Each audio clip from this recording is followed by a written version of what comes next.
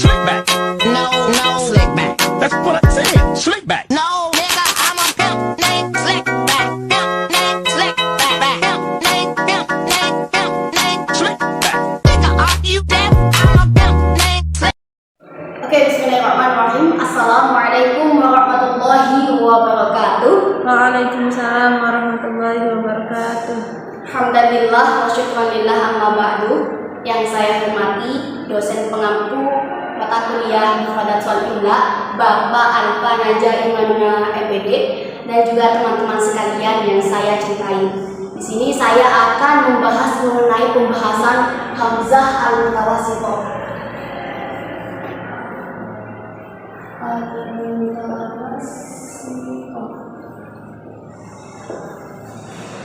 Hamzah al-Mutawassithah.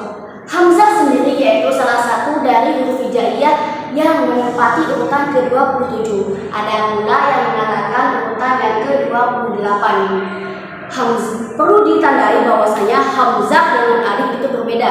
Yang mana Hamzah itu pasti berharokat, sedangkan alif selamanya tidak berharokat. Contoh lebih mudahnya yaitu lafaz amanah.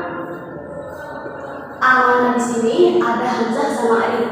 Hamzah itu berharokat a, sedangkan alif ini sebagai matobi tidak berharokat sama sekali. Next, al-mutawassithah. Al-mutawassithah adalah tengah-tengah. Nah, berarti hamzah mutawassithah itu apa sih? Oke, hamzah mutawassithah adalah hamzah yang terletak di tengah kalimat yang posisinya berada setelah huruf pertama dan huruf sebelum akhir. Oke, untuk mengetahui penulisan hamzah itu berada di tengah, kita terlebih dahulu harus mengetahui harokat hamzah itu sendiri dan juga harokat sebelum hamzah, dan juga urutan tingkatan hamzah. Penulisan hamzah itu berdasarkan hamzah yang paling kuat harokatnya. Itu ada 4 penulisan hamzah harokat yang paling kuat. Dan sebelum ini kita harus tahu setiap harokat itu mempunyai kesesuaian atau kecocokan pada huruf tertentu. Harokat itu ada fathah, kasrah, dhammah, kemudian sukun. Nah, fathah itu cocoknya sama apa? Fathah cocoknya sama alif, kasrah cocoknya sama ya, dhammah cocoknya sama waw, kemudian sukun itu cocoknya sama sukun itu sendiri. Setelah mengetahui hal ini, penulisan hamzah itu ditentukan atau dipengaruhi oleh hamzah itu sendiri dan juga huruf harokat sebelumnya kan. Nah, kita masuk pada kaidah-kaidah hamzah mutawassithah. Kaidah hamzah mutawassithah ada 4, yaitu hamzah mutawassithah alal iya, alal wawu, alal alif, kemudian hamzah mutawassithah munfarid. Apa maksudnya hamzah mutawassithah alal iya? Yaitu hamzah mutawassithah yang hamzahnya itu berada di tengah kalimat dan berada di atas ya. Di sini ada 7 tempat. Oke, masuk. Ada di 7 tempat, yaitu 1. Hamzahnya berharokat kasrah, sebelumnya berharokat fathah. Contoh di sini itu lafaz mutmainnun. Mutmainnun. Oke. Hamzahnya berharokat kasrah, kemudian sebelumnya berharokat fathah. Di sini termasuk kaidah pada kaidah aliyah. Juga ada yang kedua, kaidah yang kedua yaitu hamzahnya berharokat kasrah, sebelumnya berharokat dhammah. Contoh su'ila. Hamzahnya berharokat kasrah, kemudian sebelumnya berharokat dhammah.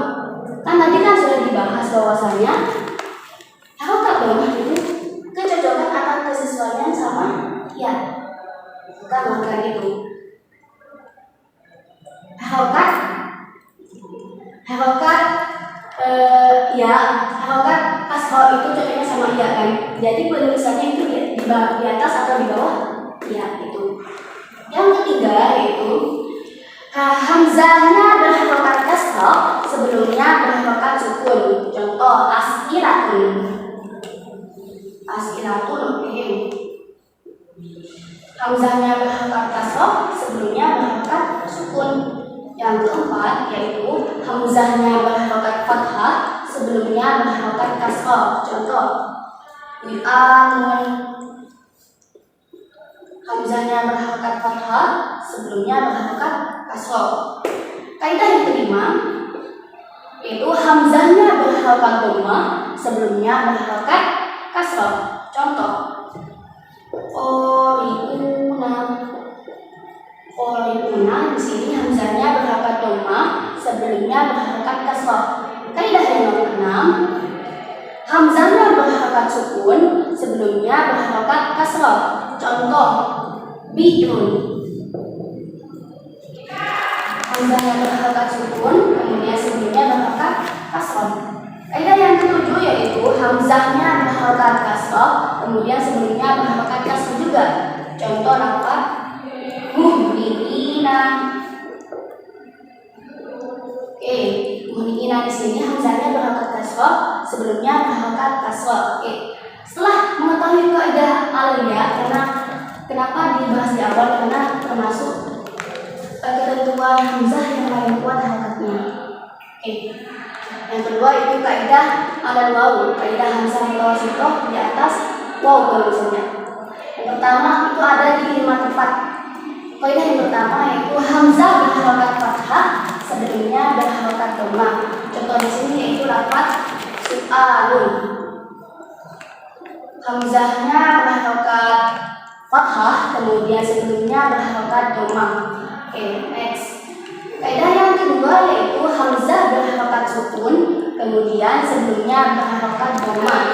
Contoh di sini yaitu lafaz mukminun, hamzahnya berharokat sukun, kemudian sebelumnya berharokat dhammah. Kaidah yang ketiga yaitu hamzah berharokat dhammah, sebelumnya berharokat fathah. Contoh lafaz la'umah. Oke. Hamzahnya berharokat dhammah di atas waw, kemudian sebelumnya berharokat fathah.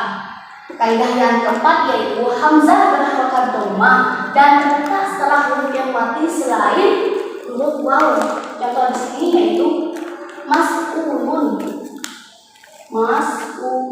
Oke.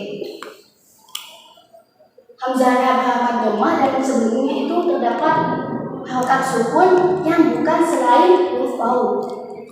Kaidah yang kelima atau yang terakhir yaitu hamzah berharokat dhammah, kemudian sebelumnya berharokat dhammah juga. Contoh di sini yaitu su'un. Oke, su'un, hamzahnya berharokat dhammah, kemudian huruf sebelumnya itu berharokat dhammah juga. Setelah kaidah hamzah mutawasithah al-waw, itu lanjut pada kaidah hamzah mutawasithah al-alif yang tulisan hamzahnya itu di tengah kalimat atau kata berada di atas alif. Di sini ada di 3 tempat. Yaitu yang pertama, 1. Ketika hamzah menanda harokat fathah dan didahului dengan huruf yang dibaca fathah juga. Contoh di sini yaitu lafaz sa'ala. Hamzahnya di atas alif, berharokat fathah, kemudian sebelumnya berharokat fathah juga. Kemudian yang kedua, kaidah yang kedua yaitu hamzahnya menyandang harokat fathah dan huruf sebelumnya berupa huruf yang mati atau harokat sukun. Contoh di sini lafaz mas'alatun. Hamzahnya berada di atas alif, berharokat fathah, sebelumnya berharokat sukun. Next, kaidah yang ketiga yaitu hamzahnya menyandang harokat sukun dan didahului huruf yang berharokat fathah. Yang berarti di sini ada lafaz ya'i. Hamzahnya berharokat sukun dan sebelumnya berharokat fathah. Dan sekian dari saya penjelasan mengenai hamzah mutawasithah yang tidak dapat berdiri dengan sendirinya, yaitu hamzah mutawasithah al-aliyah, hamzah mutawasithah al-waw, hamzah mutawasithah al-alif. Sekian dari saya. Apabila ada salah kata dalam penjelasan, mohon dimaafkan karena kebenaran hanya milik Allah dan kesalahan milik diri kita sendiri. Sekian dari kami. Wassalamualaikum warahmatullahi wabarakatuh.